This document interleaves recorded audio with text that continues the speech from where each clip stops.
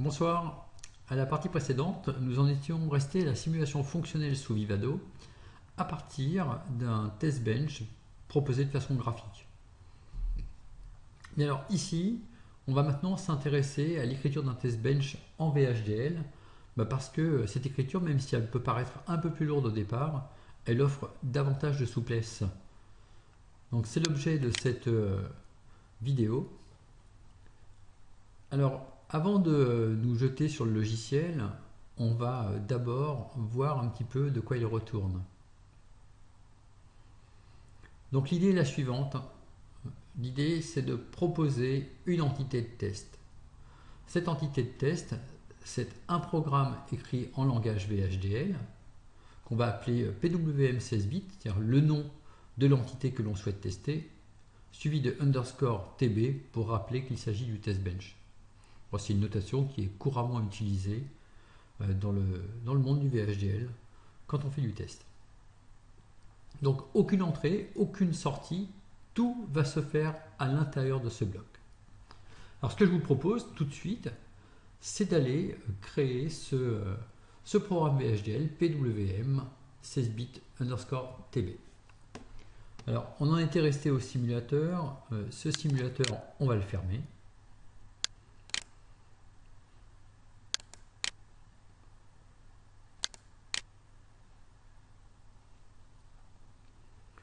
On va se rendre au niveau des sources du simulateur et puis ici, par l'intermédiaire d'un clic droit, on va choisir d'ajouter des sources. Donc il s'agit d'une source pour la simulation que l'on crée et qui donc va s'appeler PWM16bit _tb.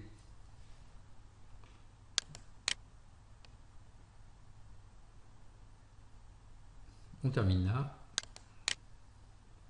Donc maintenant, le logiciel nous demande les entrées et sorties de ce bloc. Je vous rappelle ce qu'on a vu sur le PowerPoint ici. Il n'y a pas d'entrée, il n'y a pas de sortie pour ce bloc. Tout se passe à l'intérieur et par conséquent, on valide. Évidemment, le logiciel trouve ça un peu étrange. On confirme le fait qu'il n'y a ni entrée ni sortie pour ce bloc. Alors ce bloc, le voici.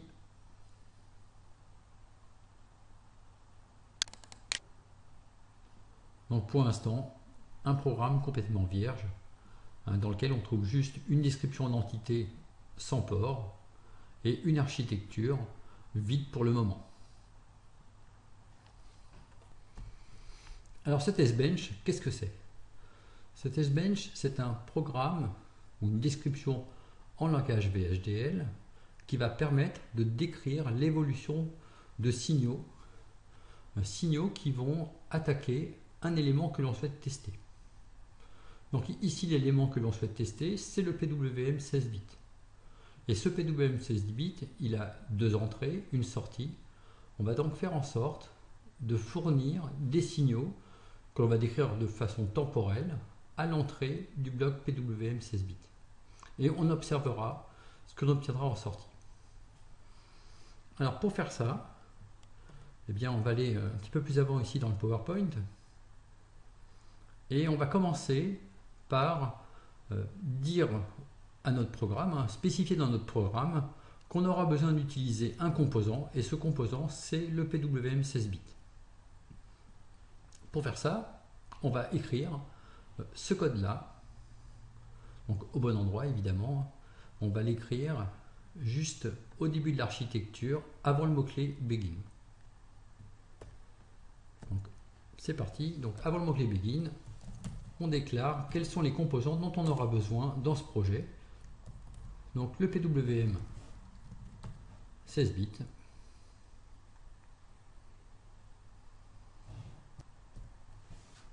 et ensuite on va donner la liste de ces ports.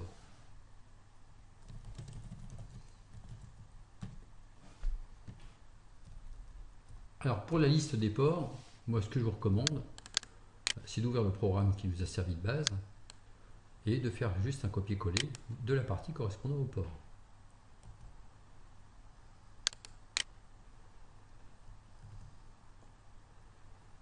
et on retire ici ce qui concernait l'initialisation pour la simulation.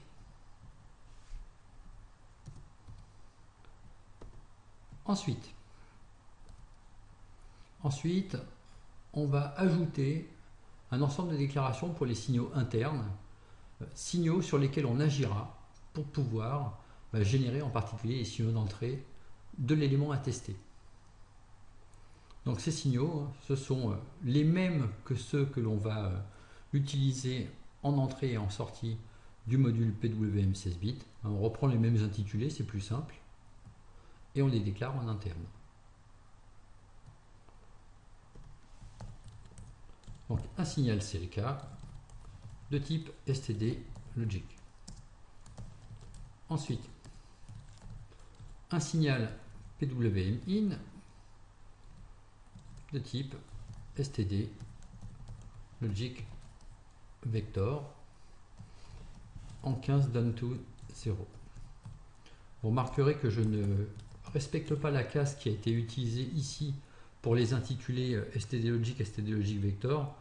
VHDL n'est pas sensible à la casse. Et en particulier, sur ces intitulés-là, moi je trouve que c'est un petit peu lourd de les écrire en majuscules. Bon, c'est un choix tout à fait personnel qui est sans conséquence pour la suite. Donc voilà pour les trois signaux de notre projet. On poursuit et la suite consiste à instancier le composant PWM 16 bits qui a été déclaré en début d'architecture. On va l'instancier et on va en même temps lui donner un nom. Ce nom, ce sera UUT pour Unit Under Test, donc l'élément que l'on souhaite tester.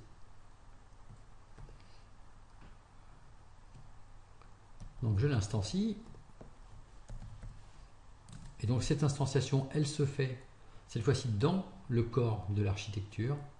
Donc UUT, PWM 16 bits, oui c'était bon. Donc port, map. Et là on propose le mapping. Et ce mapping, il consiste à associer aux signaux du composant PWM 16 bits les signaux donc internes de notre architecture de test.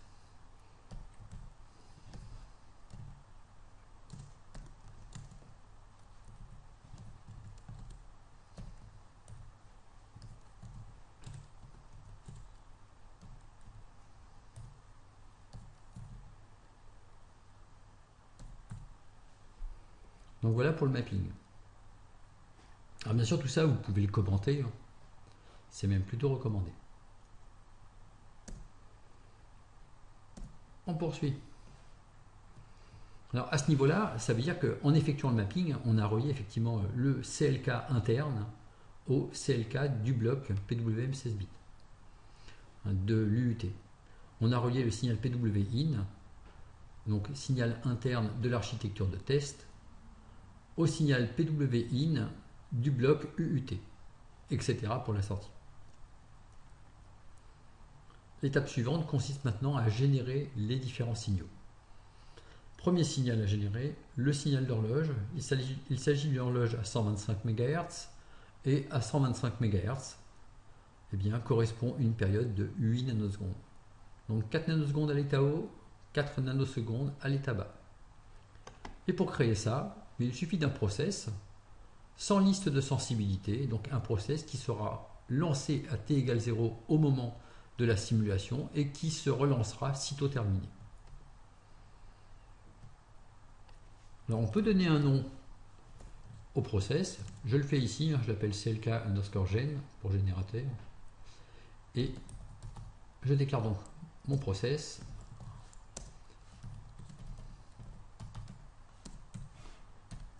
Et dans ce process maintenant, je vais décrire l'évolution de mon signal.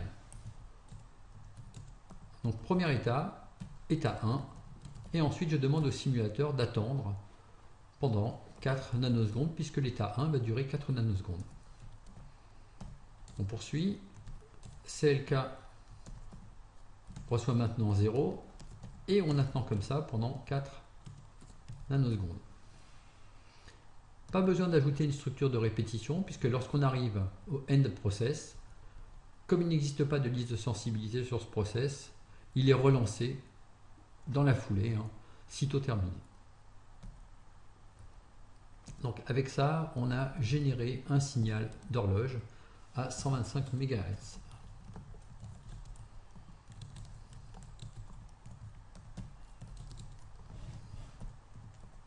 Donc là, je vous recommande de mettre des commentaires pour tout ça. La suite, c'est un dernier signal. C'est le signal PWM-IN. Alors, ce qu'on va faire, c'est qu'on va lui attribuer plusieurs valeurs.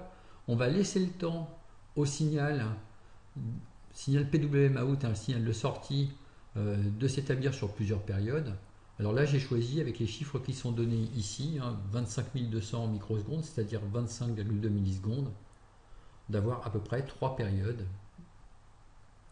Oui, 3 périodes du signal PWM-IN. Pardon, PWM-OUT. On avait fait le calcul dans la vidéo précédente. Donc nouveau process, PWM-IN gen, donc process,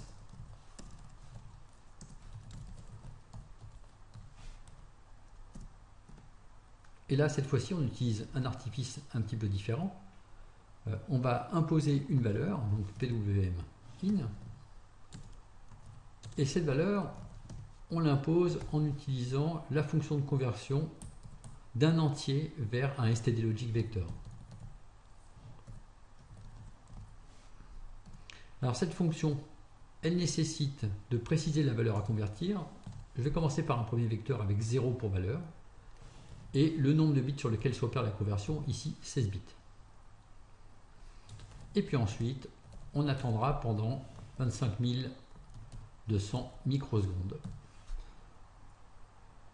pour être fidèle à ce qui est marqué sur cette proposition au niveau du timing ici, proposé dans le PowerPoint.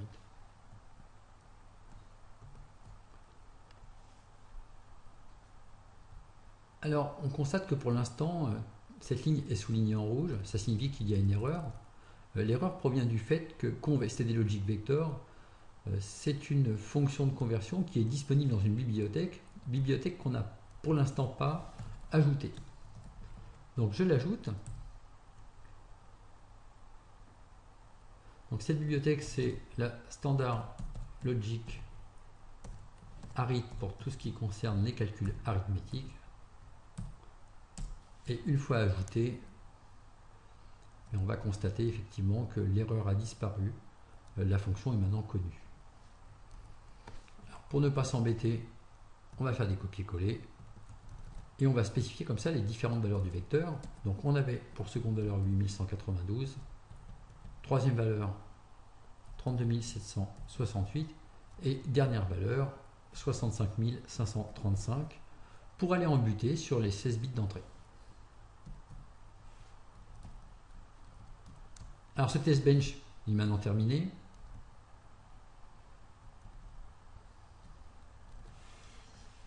Je l'enregistre et on va maintenant pouvoir passer à l'étape de simulation. Cette étape de simulation, eh bien, on va l'obtenir en lançant tout simplement le simulateur.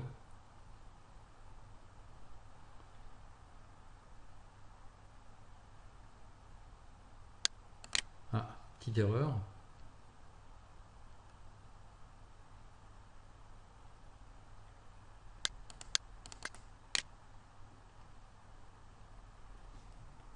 Alors juste une petite erreur bête. Je relance la simulation pour montrer où était le problème. Donc voilà, on va donc aller voir dans cette fenêtre de message d'erreur. Ici, on voit apparaître qu'une expression possède 65 535 éléments alors qu'on en attend 16. Ça doit nous aider à comprendre où est le problème. En fait, ici, j'ai inversé la valeur et le nombre de bits. Donc 65 535,16 pour le nombre de bits sur lequel doit se convertir cette valeur. Donc voilà, on peut relancer la simulation après avoir sauvegardé.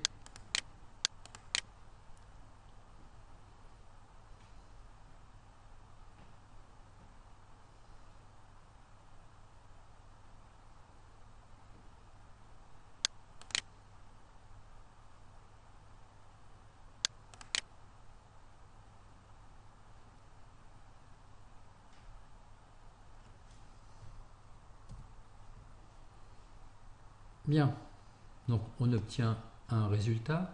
Alors ce résultat, il résulte d'une simulation qui a duré 1 million de picosecondes, donc 1 microseconde. Alors forcément, c'est pas suffisant, hein, c'est pas ce qu'on souhaite. Nous, on a besoin de simuler pendant, retournons au PowerPoint, un minimum de 75, alors 75 000 plus 25 000, un peu plus de 100 000 microsecondes, c'est-à-dire un peu plus de 100 millisecondes. Eh bien, on va lancer cette simulation pour 100 millisecondes. Donc là, j'avais marqué 120. C'est parti pour 120 millisecondes de simulation, de façon à voir évoluer correctement maintenant ce signal PWM avec différentes consignes d'entrée pour le rapport cyclique. Donc rapport cyclique que l'on précise sur l'entrée PWM in.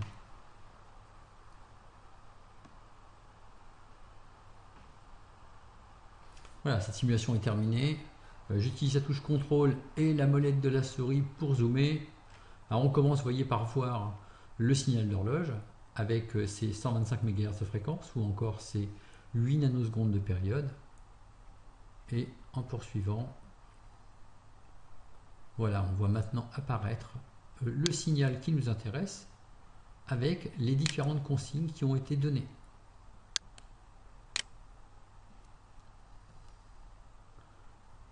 Alors les valeurs de consignes sont données actuellement en hexadécimal. On pourrait les mettre effectivement en changeant ici le radix en non signé décimal. Et on retrouve nos valeurs de consignes. On trouve également le signal PWM en sortie lorsque la valeur est à 0, absolument pas de signal. À 8192, on va couvrir 1/8 de la période. Ensuite, à 32 768, on couvre la moitié de la période du signal. On a un rapport cyclique de 50%. Et à 65 535, la valeur maximale, eh bien, on trouve un signal qui est pratiquement continu, juste, sauf en un point. Alors en un point qu'on va aller rechercher avec un outil ici qui nous permet de trouver le prochain front montant ou descendant. Voilà, prochaine transition.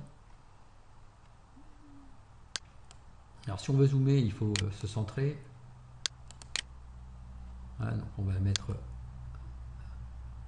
Alors c'est pas si facile à faire. Je m'y prends certainement pas très bien. Voilà, je vais zoomer. Et si je compte le nombre ici de périodes du signal CLK, eh bien je dois logiquement en trouver 16. Voilà, c'est la fin de cette vidéo pour vous expliquer comment on peut simuler avec un test bench. Donc le test bench, c'est peut-être relativement impressionnant au départ, mais finalement, une fois qu'on en a vu la structure, c'est quelque chose de très simple à utiliser. C'est un outil intéressant parce que chaque fois qu'on relancera la simulation, après modification du code source, eh bien, cette simulation, elle utilisera le test bench et on n'aura pas besoin de rentrer systématiquement l'évolution des différents signaux. Ça permet en plus de facilement faire évoluer les différents signaux avec des vecteurs de test. Ces vecteurs de test, je les ai spécifiés ligne à ligne, mais j'aurais tout à fait pu utiliser un tableau décrit en VHDL et une boucle pour parcourir ce tableau, ce qui permet comme ça de travailler sur un ensemble de vecteurs de test plus exhaustif. On peut également afficher des informations à l'écran durant la simulation, ce qui n'a pas été fait ici. Bien, si vous avez apprécié cette vidéo, eh bien, je vous remercie d'ajouter un petit like de façon à donner davantage de visibilité à cette vidéo sur YouTube. Et vous pouvez également vous abonner à ma chaîne. Il y aura dans les mois qui viennent beaucoup de nouveaux contenus, en particulier des exercices corrigés d'électronique. Un exercice corrigé d'électronique que vous pouvez faire vous-même sur le site ge2i.eu avec un système qui contrôlera la justesse de vos équations.